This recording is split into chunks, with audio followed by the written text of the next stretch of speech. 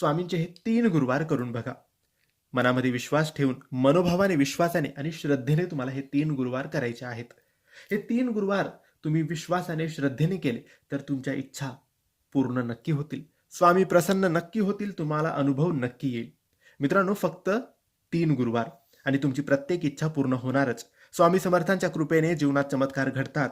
हा एक गुप्त व्रत आहे, जो श्रद्धेने केल्यास कोणतीही अडचण सुटते, मागितलेले मिळते.